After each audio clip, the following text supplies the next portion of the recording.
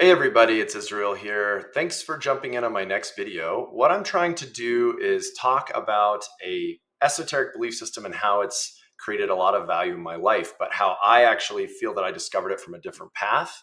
And I'm going to bring those paths together. Before I do that, I really need to lay out the context of the ideas and the philosophy here. I'm doing that using Kabbalism and the Tree of Life. And I'm going to continue talking about that a little bit more in this video. And I am moving further towards a point here, so I hope you stick with me. What I love about this image here is that I mentioned before, I see Kabbalism as part of occultism. It's sort of like the middle ground of a lot of different religious belief systems. It's a lot of ideas that are all kind of related, but not really owned by any religious tradition. No religious tradition fully claims these ideas. And so what I love about this image here, and this is actually available on Amazon. So if you want to buy a poster, I mean, people buy this and put them on their walls. I have not done that, but you certainly can.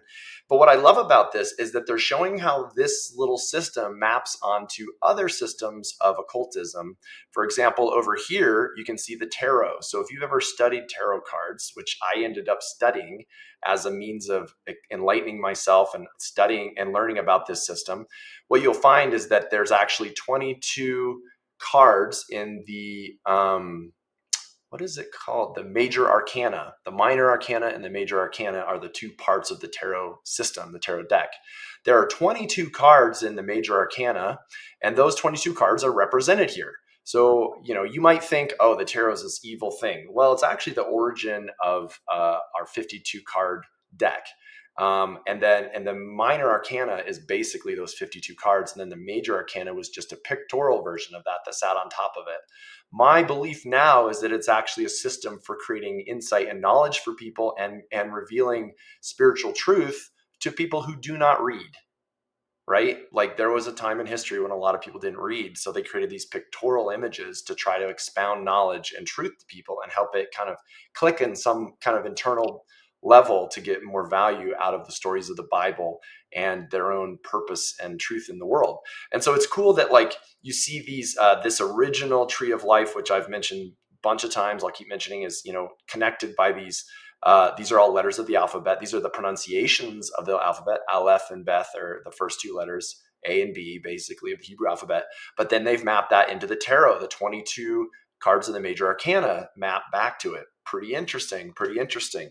But then it actually goes to another part of sort of cosmic knowledge, which is the chakras. And so if you understand this, I don't know much about chakras. I have friends that study it. I've personally not gone deep into it. But if you have an interest in chakras, if you have an interest in tarot, those are starting points to get into this. They also are other ways to explore it more. I would like to get into the chakras more because I think that'll help me map like my physical body feelings onto something like this, maybe, by becoming more aware of myself. But I'm just trying to dive into this to show that there's a lot of different ways that all of these, kind of pseudo spiritual realms kind of can connect to each other, and a lot of them connect through this domain. The last thing I'm going to talk about, and where I want to go really with the next video, is how these map to language, how they map to words and speech and communication. Because as I was saying, the knowledge domains are owned by the language, or the language owns the domains, however you want to look at it. Your ability to own and control and to really have mastery of the speech and the communication systems used by a different domain of knowledge gives you access to be an expert in that space. And then as you become an expert, you find the frontier, you encounter other experts and realize the white space there. But I want to show you how this maps onto the Hebrew language. And one of the most interesting things about the Hebrew language, if I can hopefully get this, I don't know if it's zooming in, is that how it uses the alphabet and they're assigned to real world items. In this case, the Aleph is a map to an ox.